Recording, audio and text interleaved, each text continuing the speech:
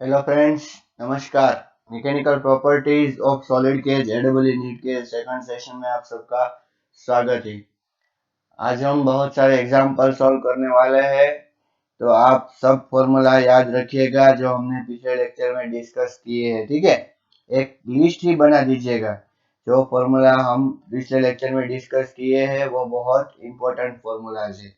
Okay, and first of all, I will discuss one concept, and then after we will start solving the example. पहले जो मैं concept discuss करना चाहता हूँ वो है थर्मल एक्सपांशन। कौन सा concept में डिस्कस करना चाहता हूँ यहाँ पर? Thermal expansion. बच्चों, किसी भी चीज को अगर हम हीट करते हैं तो हीट करने से क्या होता है? उसकी जो साइज है वो इंक्रीज होती है, ठीक है। Increase in size because of increase in size because of heating. This is called as the thermal expansion. ठीक है। थर्मल एक्सपांशन में देखिए, फॉर एग्जांपल एक है लीनियर एक्सपांशन। कैसा एक्सपांशन है? Linear expansion. लीनियर एक्सपांशन में क्या होता है?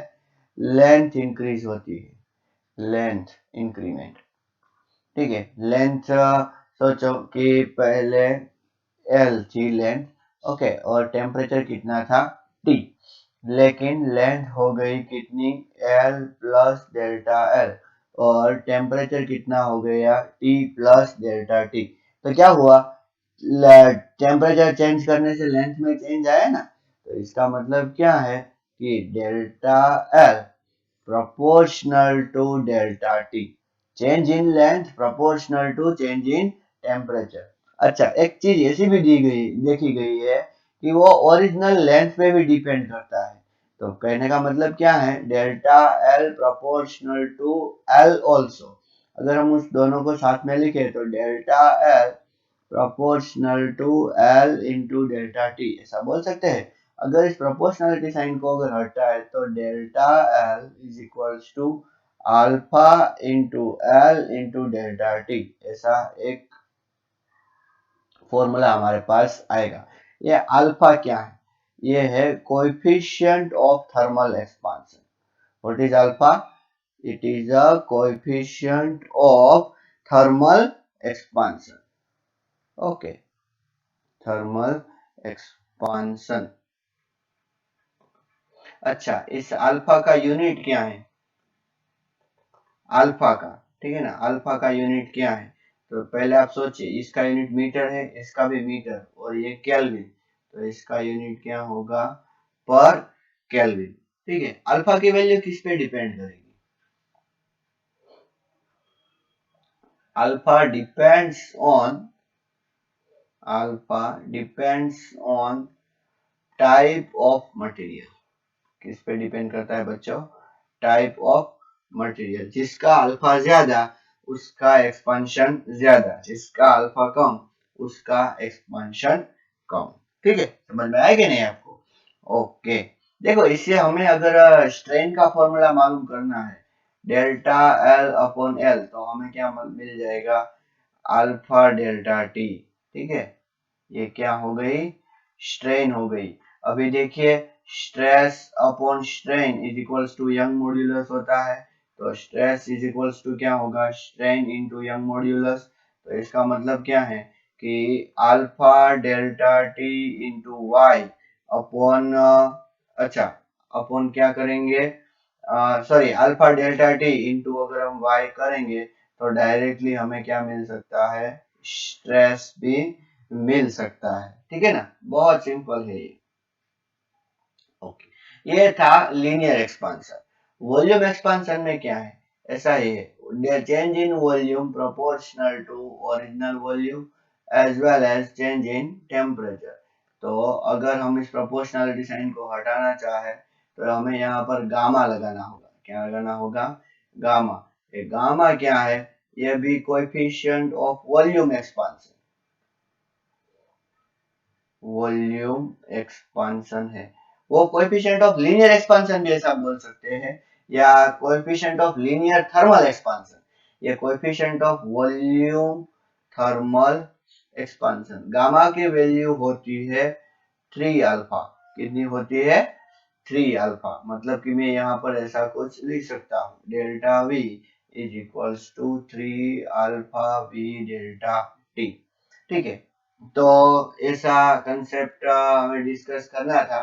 ठीक है, अब एग्जाम्पल शुरू करते हैं। ठीक है, पहला एग्जाम्पल बहुत ही सिंपल है। मैं आपको पहला एग्जाम्पल देता हूँ और आपको हमारी मेथड पता है, हमें क्या करना होगा।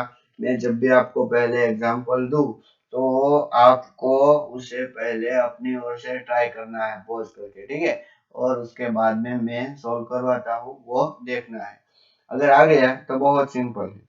ठीक है ना। Wire fixed at upper and, एक पहला एग्जांपल ऐसा देखिए, एक फिक्स सपोर्ट है, यहाँ पर वायर है। ठीक है, ये जो वायर है उसकी लेंथ L है। कितनी लेंथ है बच्चों? L। ठीक है, और यहाँ पर फोर्स लगाया गया कितना? F। F जितना फोर्स लगाया गया। ओके, ओके, समझ में आया कि नहीं? ये लेंथ कितनी है? L। Okay, if it gets stretched, if it get stretched by delta L, कितना स्ट्रेच हो गया बच्चों? वो डेल्टा L स्ट्रेच हो गया। Okay, therefore work done in stretching,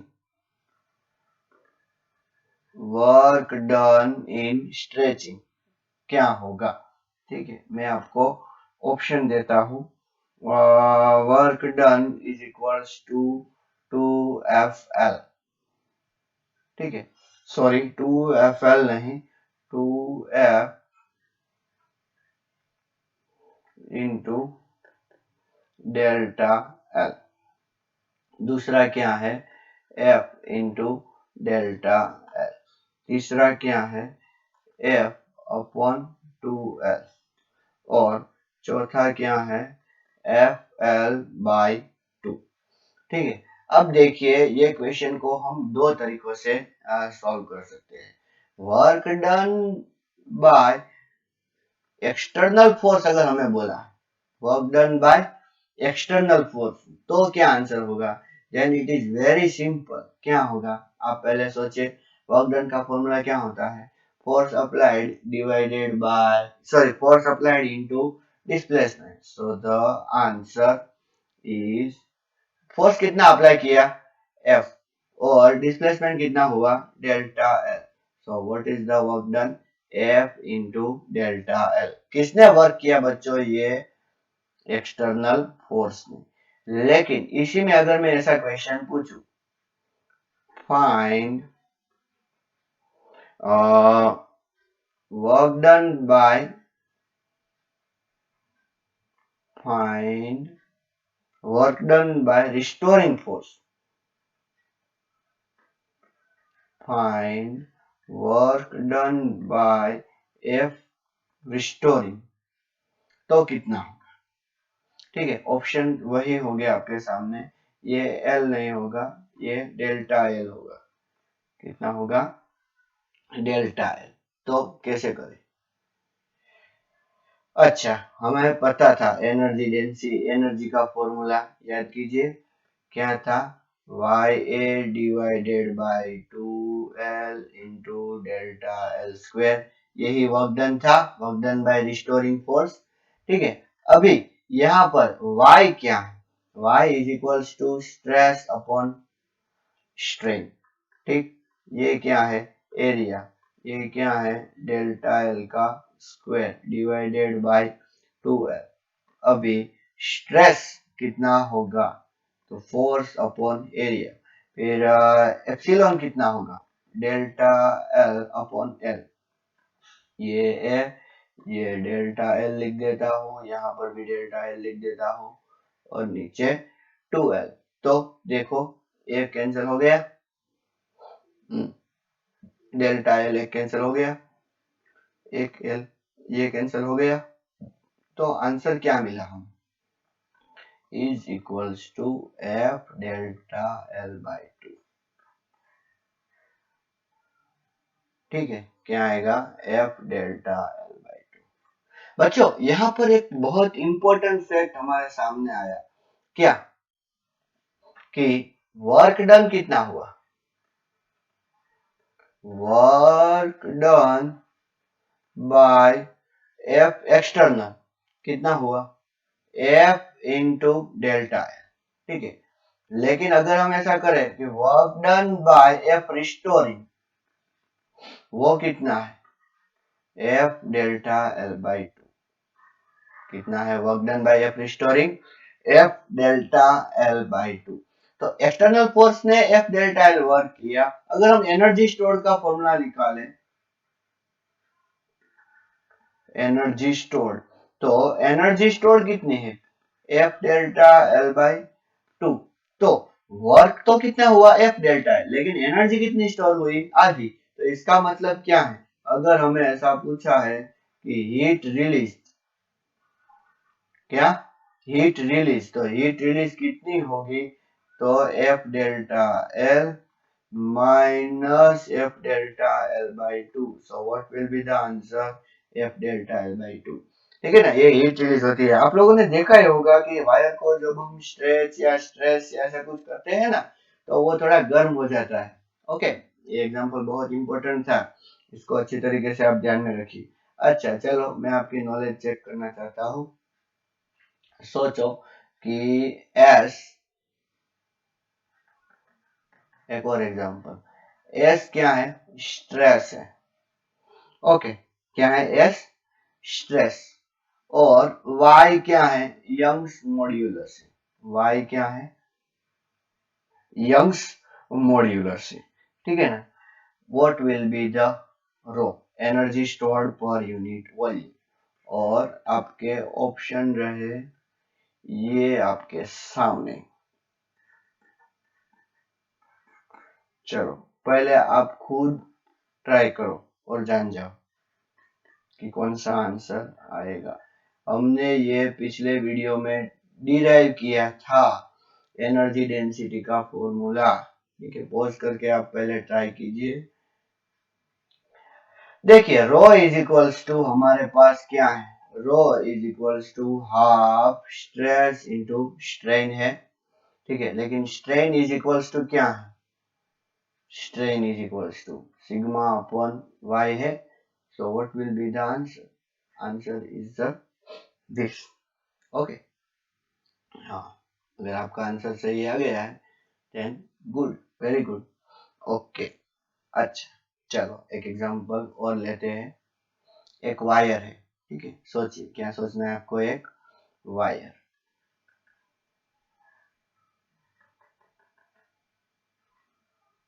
और उसके नीचे लोड है डब्ल्यू का। ठीक है, कितना लोड है? डब्ल्यू। तो एलोंगेशन कितना हुआ? एलोंगेशन एल जितना। कितना एलोंगेशन हुआ? एल जितना। ओके, अभी मैं फिर से वही डायग्राम ड्रॉ करने की ट्राई करता हूं।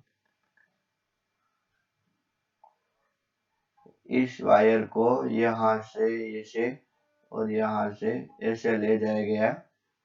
यहाँ एक वेट पुट कर दिया डब्ल्यू, यहाँ पर भी एक वेट पुट कर दिया W. Same wire. Okay, wire कैसा है? सेम। तो अब एलोंगेशन कितना होगा? समझ में आया? ये वायर पहले फिक्स सपोर्ट पे था, लेकिन अब मासलेस पुली है। कैसी पुली है? मासलेस। ऐसा। तो एलोंगेशन कितना होगा? और आपके पास ऑप्शन है एल, 2L, 0 और डी एल बाई टू। ठीक, पहले आप पॉज करके अच्छी तरीके से ट्राई कीजिए कितना एलोंगेशन होगा। सेम मटेरियल है। बच्चों यहाँ पर देखिए, यंग मॉड्यूलस का फॉर्मूला क्या है? Force into elongated length upon area. F L upon sorry force into original length. Original length को मैं कैपिटल एल से डिनोट करूंगा, ठीक। और यहाँ पर एल, तो और रिस्टोरिंग फोर्स यहाँ पर अगर हम देखें तो देखिए ये स्टेडी कंडीशन में है, नीचे कितना है W, तो ऊपर रिस्टोरिंग फोर्स, तो यहाँ पर रिस्टोरिंग फोर्स कितना आया W आया। अगर हम यहाँ पर कंडीशन देखें तो यहाँ नीचे कितना लग रहा है W, तो स्टेडी कंडीशन है तो ऊपर रिस्टोरिंग फोर्स अगर FR लग रहा है तो यहाँ पर भी रिस्टोरिंग फोर्स कितना है W ही आया। यहाँ पर भी रिस्टोरिंग फोर्स कितना आया W ही आया। अगर हम चेंज इन लेंथ ये L इज इक्वल्स टू क्या है एफ एल अपॉन वाई ए, और F रिस्टोरिंग फोर्स है तो रिस्टोरिंग फोर्स कितना है WL अपॉन वाई ए। तो कहने का मतलब क्या है, दोनों केस में देखिए ये तो W ही है, रिस्टोरिंग फोर्स तो W ही है, ओरिजिनल लेंथ L वाई ए दोनों सेम ही है। ऐसा नहीं है कि ये वायर है हमें इसकी लेंथ नहीं दी गई है, आप ऐसा प्लीज मत सोचो कि ये वायर है इतना ही वायर हमने आधा आधा करके ऐसे, फिर भी लेंथ तो L ही रहेगी ना। ओके, तो elongation कैसा मिला हमें same, so what will be the answer, it will be remain as it is as elongated earlier, ठीक है। ओके, अब एक और एग्जांपल ट्राई करते हैं। देखिए दो वायर है हमारे पास, ठीक है, एक वायर ले लो वायर 1 और दूसरा वायर ले लो वायर 2। एक वायर ले लो वायर 1 और दूसरा वायर ले लो वायर 2, ठीक है। फिर एक क्या दिया गया है कि दोनों का सेम मटेरियल है। बच्चों सेम मटेरियल है मतलब दोनों का यंग मॉड्यूलस कैसा होगा सेम होगा, ठीक है। फिर दूसरा क्या दिया गया है सेम वॉल्यूम भी है, दोनों का वॉल्यूम कैसा है सेम वॉल्यूम। वायर 1 है उसका क्रॉस सेक्शनल एरिया कितना है A, और वायर 2 है उसका क्रॉस सेक्शनल एरिया कितना है 3A है, ठीक है। अब इसमें इस वायर में वायर 1 में एलोंगेशन हुआ डेल्टा एक्स, ठीक है, एक लोड लगा के हमने कितना एलोंगेशन किया डेल्टा एक्स, जितना कितना फोर्स कितना अप्लाई किया था on applying force on applying force F जितना फोर्स अप्लाई किया तो पहले वायर में कितना एलोंगेशन आया डेल्टा एक्स जितना, ठीक है ना। अच्छा, तो यहाँ पर अगर हमें डेल्टा एक्स एलोंगेशन लाना है तो हमें फोर्स कितना देना पड़ेगा वो हमें फाइंड करना है।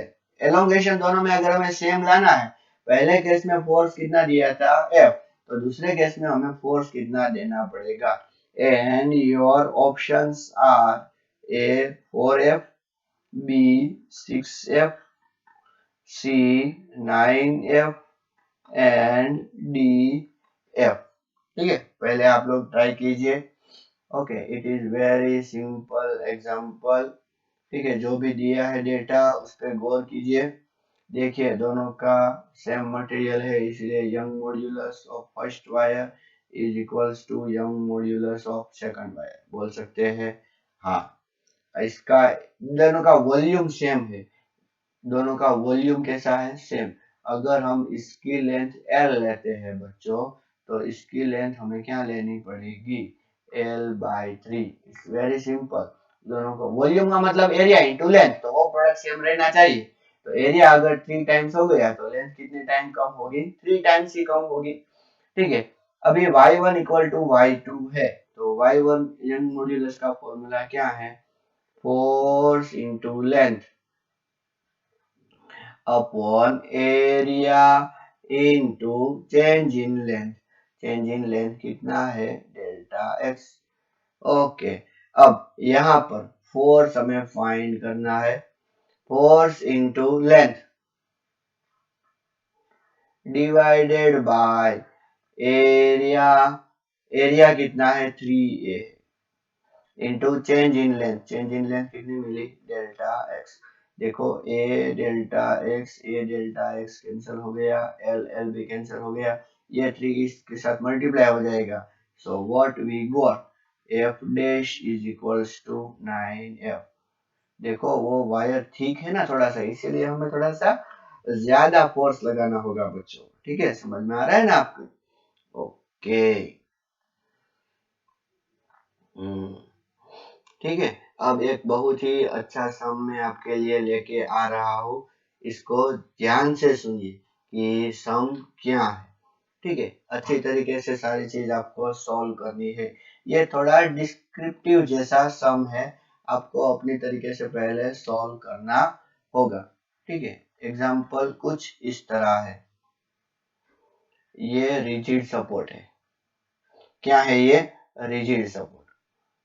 ठीक, और एक वायर है, ठीक है, जिसका मास कितना है? m। वायर का मास कितना है? m। वायर की लेंथ कितनी है? l। ये पॉइंट है s। s से वो हैंग किया हुआ है, और ये बॉटम वाला पॉइंट है। ओके, कोई बात नहीं, चलो। ओके, समझ में आ रहा है कि नहीं? ऐसे है, एक वायर है जिसका मास है m और जिसके लेंथ है l।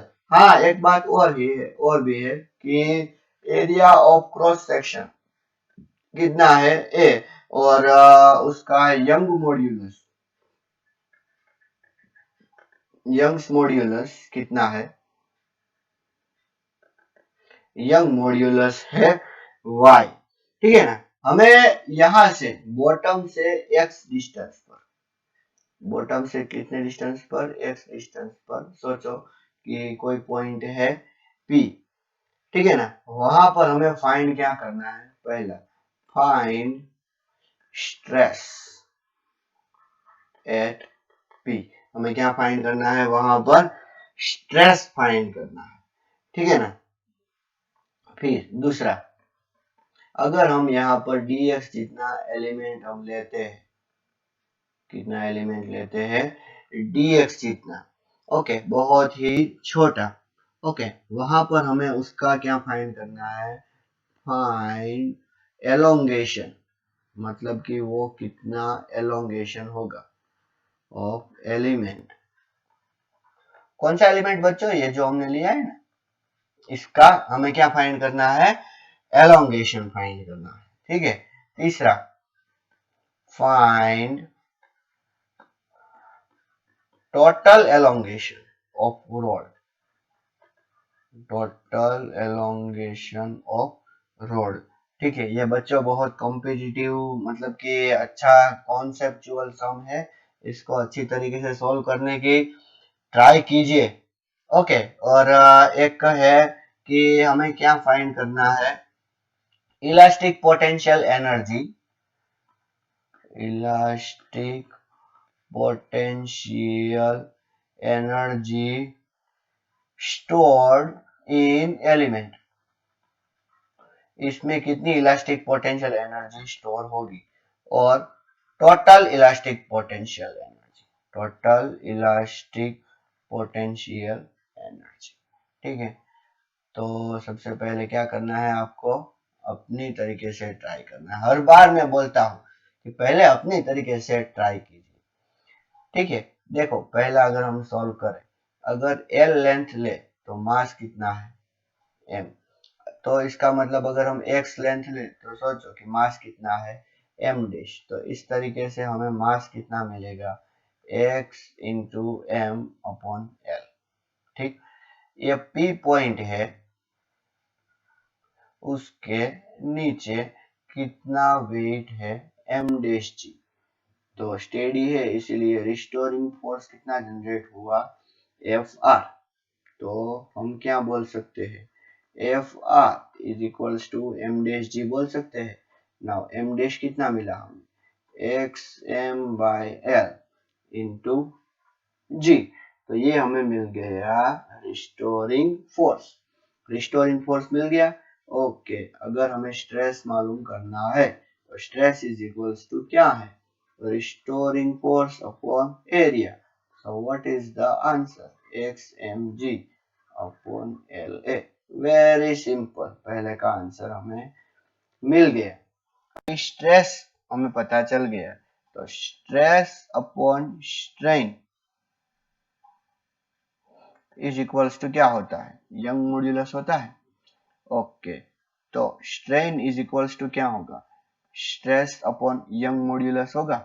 अभी strain is equals to change in length upon original length. अभी हमें जो एलिमेंट है, एलिमेंट उसकी ओरिजिनल लेंथ कितनी है, dx जितनी ओरिजिनल लेंथ है। ठीक है, स्ट्रेन का मतलब क्या है, अच्छी तरीके से देखिए, स्ट्रेन का मतलब है change in length, change in length upon original length. समझ में आ रहा है ना आपको? ओके, चेंज इन लेंथ कितना होगा, तो सोचो कि चेंज इन लेंथ होगा dl, और ओरिजिनल लेंथ कितनी है, dx जितनी ओरिजिनल लेंथ है उसकी। Okay, is equals to sigma. अभी सिग्मा क्या है हमारे पास, X M G upon L A, ऐसा है कि नहीं, समझ में आ रहा है ना आपको, X M G upon L A, ये है सिग्मा, एंड इंटू 1/y। तो कितनी लेंथ चेंज हुई, तो बच्चों X M G upon L A Y into D X, इतनी लेंथ चेंज हुई। समझ में आया आपको? ओके, अब क्या करना है, तो देखिए ये हमें सेकंड मिल गया। अभी थर्ड क्वेश्चन हमारा क्या था, थर्ड क्वेश्चन ये था कि टोटल एलोंगेशन हमें मालूम करना है। तो टोटल एलोंगेशन अगर हमें मालूम करना है तो हमें क्या करना पड़ेगा, इंटीग्रेशन इज इक्वल्स टू हमें क्या मिलेगा, टोटल एलोंगेशन। देखो ये चेंज इन लेंथ है, चेंज इन लेंथ को क्या बोलेंगे हम, एलोंगेशन ही तो बोलते हैं चेंज इन लेंथ को। ठीक है, अच्छी तरीके से देखिए, तो total elongation is equals to integration DL करना होगा। तो यहाँ पर अगर हम करें तो M G upon L A Y बाहर रहेगा, और इंटीग्रेशन एक्स डी एक्स करना पड़ेगा बच्चों, हमें क्या करना पड़ेगा, इंटीग्रेशन एक्स डी एक्स। और एक्स क्या है, अच्छी तरीके से याद कीजिए, 0 to Δl, ये छोटा सा एलोंगेशन है। ठीक है ना, तो अगर हम इसको सॉल्व करें तो हमें क्या मिलेगा, M G upon L A Y X square by 2, तो मतलब क्या है, डेल्टा एल,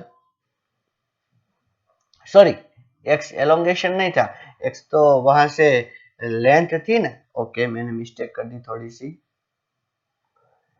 तो ये डेल्टा एल नहीं होगा, कितना होगा, एल, तो क्या होगा, L square by 2। So what is the answer, एक एल कैंसिल हो गया, M G L upon 2a y। ठीक, ओके, अब एनर्जी डेंसिटी की बात करते हैं। हमें चौथा क्वेश्चन पूछा गया है ना कि एनर्जी डेंसिटी फाइंड कीजिए। ठीक है, तो देखिए energy density is equals to क्या होता है, energy density is equals to होता है हाफ स्ट्रेस इनटू स्ट्रेन। क्या होता है, हाफ स्ट्रेस इनटू स्ट्रेन। तो अगर हम हाफ स्ट्रेस की वैल्यू रखें तो स्ट्रेस की वैल्यू क्या थी, हमें मिली थी X M G upon L A, ऐसा मिला था। Okay, and into strain. अच्छा, एक काम करते हैं हम क्या करते हैं, इसका फॉर्मूला ऐसा रखते हैं, सिग्मा स्क्वायर अपॉन 2y, जिससे हमारा काम थोड़ा सा आसान हो जाएगा। ठीक है, सिग्मा स्क्वायर अपॉन अगर हम 2y रखते हैं तो सिग्मा तो हमें ये मिला है, ये हमारा सिग्मा है, तो उसका स्क्वायर करते हैं तो क्या मिलेगा, एक्स स्क्वायर एम स्क्वायर जी स्क्वायर अपॉन एल स्क्वायर ए स्क्वायर। ठीक है, और 2y, तो यहाँ पर 2y। समझ में आया, ये क्या है बच्चों, ये है एनर्जी डेंसिटी। अभी energy stored in element, energy stored in element अगर हमें करना है तो इसका मतलब क्या है, रो इनटू वॉल्यूम ऑफ एलिमेंट करना पड़ेगा। अच्छी तरीके से याद कीजिए। एनर्जी डेंसिटी का फॉर्मूला क्या था? Energy upon volume. तो एनर्जी का फॉर्मूला क्या होगा? एनर्जी डेंसिटी इंटू वॉल्यूम नहीं होगा? ओके, तो एनर्जी डेंसिटी कितनी मिली हमें? X square M square ji square upon 2 L square A square Y, और वॉल्यूम तो ए इंटू डी एक्स। ये तो छोटा सा ही वॉल्यूम होगा, एलिमेंट का वॉल्यूम। ठीक है, अच्छा, तो अगर हमें टोटल एनर्जी फाइंड करनी है, therefore total energy stored in wire, wire में टोटल एनर्जी कितनी स्टोर होगी? तो हमें क्या करना होगा? ये एनर्जी होगी ना बच्चों, ये छोटी सी एनर्जी होगी, तो U इज इक्वल्स टू हमें क्या करना पड़ेगा? इसका इंटीग्रेशन बच्चों, M square ji square upon 2 L square A square Y को मैं बाहर निकाल देता हूँ, यहाँ पर भी एक ए आएगा, और इंटीग्रेशन क्या आएगा? एक्स स्क्वेर डी एक्स, और आपको पता ही है उसकी लिमिट 0 से L तक। So if you solve it, then what answer you will get is that m square g square L upon 6ay। कैसे? देखिए, एक एक ए कैंसिल हो गया यहाँ पर, तो एक ए बचा, वो एक ए यहाँ आ गया। फिर ये एक्स स्क्वायर है तो उसका हो जाएगा एक्स क्यूब बाई 3, तो ये 3 टू जा क्या हो गया? 6 हो गया। फिर ये वाई, ये एक्स क्यूब है, ये 0 से एल तक है, तो इसका एल क्यूब हो जाएगा। एल क्यूब हो जाएगा तो एल स्क्वायर के साथ कट हो जाएगा। So this will be the answer. समझ में आएगी नहीं आपको? ओके, तो ये एक क्वेश्चन था, बहुत ही अच्छा क्वेश्चन था बच्चों, हम इसको बहुत ही अच्छा क्वेश्चन बोलेंगे। हाँ, अच्छा, ठीक है, एक और क्वेश्चन ट्राई करते हैं, देखिए क्या है क्वेश्चन।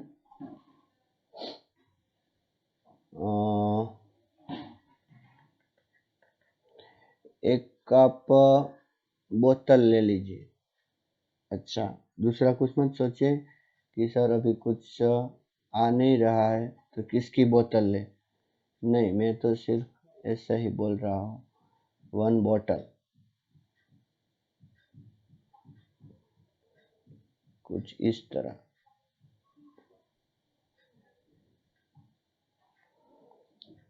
ठीक है, अभी इसमें कॉर्क फिट किया हुआ है। क्या फिट किया हुआ है?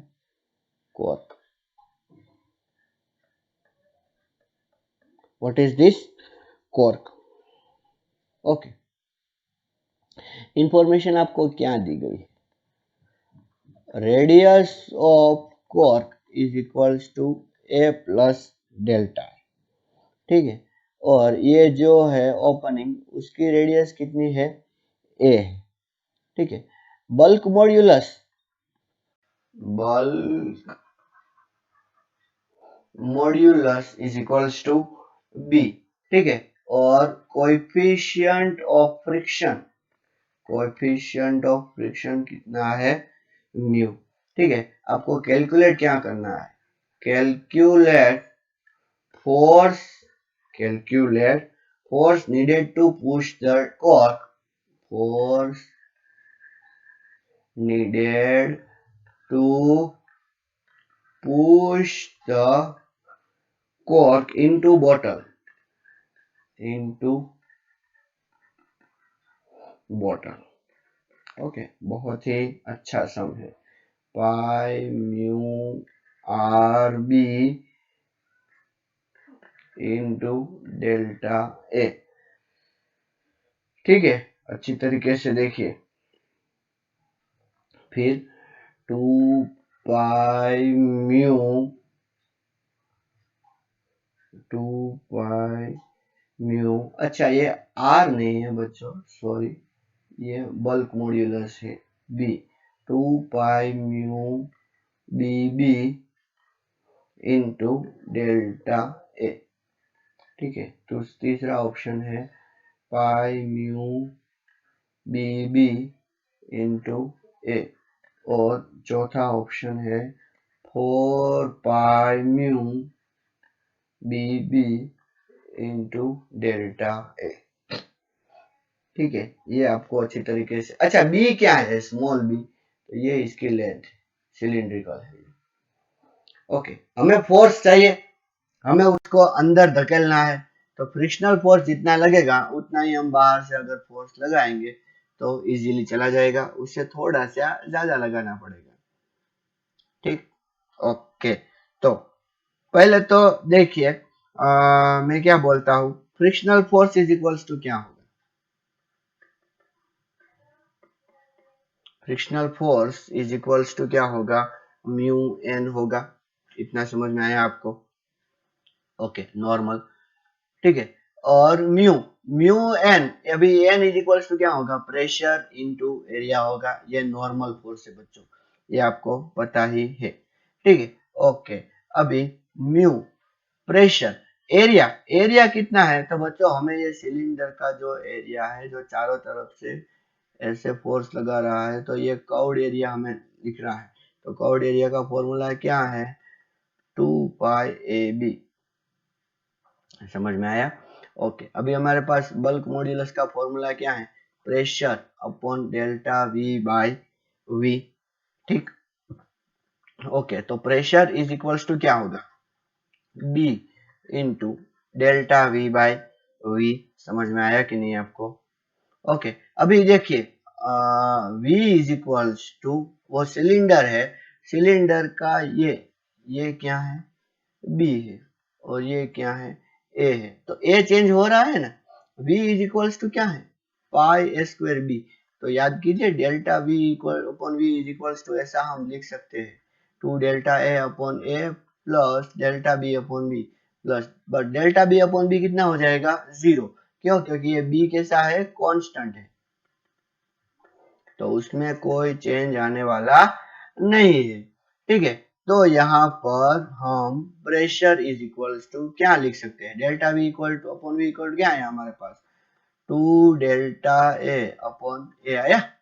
ओके, तो अगर हम इसको यहाँ पर रख देते हैं तो हमें क्या मिलता है, म्यू, फिर बी, फिर 2 डेल्टा ए अपॉन ए, ये प्रेशर हो गया, और यहाँ पर 2πab, तो 2 टू जा 4, म्यू बी, ये ए कैंसिल हो गया, ठीक है, ये बी आ गया, ये 2 टू जा, ये डेल्टा ए लिख देते हैं, और 2, और ये पाई, और बी, तो देखिए ये 4 पाई आ गया, mu B into delta A. So what is the answer, it is a Delhi. बच्चों, ये जेडबली 2019 में आया था, ठीक है। ऐसे सम्स आते हैं, ऐसे सम्स ट्राई करने की आदत डालो अच्छी तरीके से। ओके, अच्छा चलो, एक बंदा है, वो हल्क बन गया, क्या बन गया, हल्क, क्या बन गया, Hulk.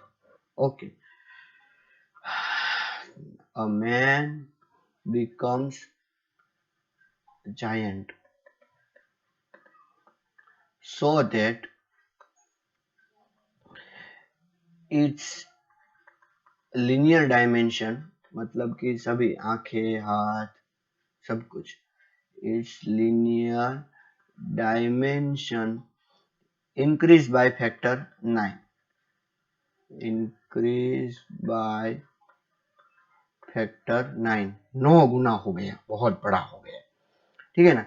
assume density remains same, assume density remains same, density कैसी हो गई, सेम ही है, मतलब कि डेंसिटी में कोई चेंज नहीं आ रहा है, ठीक है ना। तो हमें फाइंड क्या करना है, then stress in the leg, stress in the leg will change by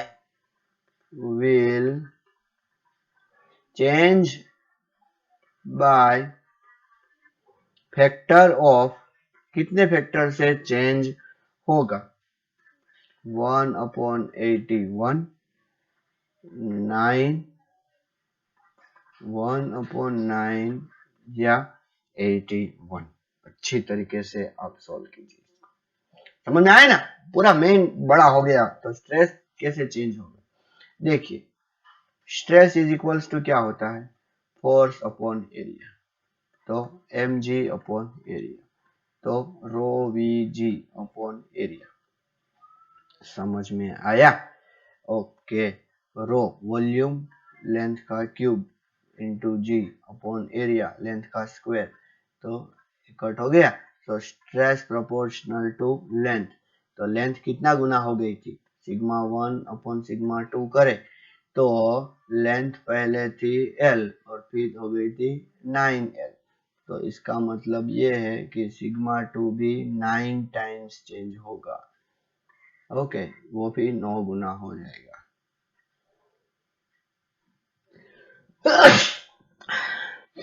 okay, sorry for the disturbance. ठीक है, तो इस लेक्चर में हमने इतने एग्जांपल्स ट्राई किए, ये बहुत अच्छे अच्छे सम्स थे। In the next session we are going to see the other few examples regarding thermal expansion and all that. अच्छे अच्छे सम्स करेंगे। ठीक है, थैंक यू एंड नमस्कार।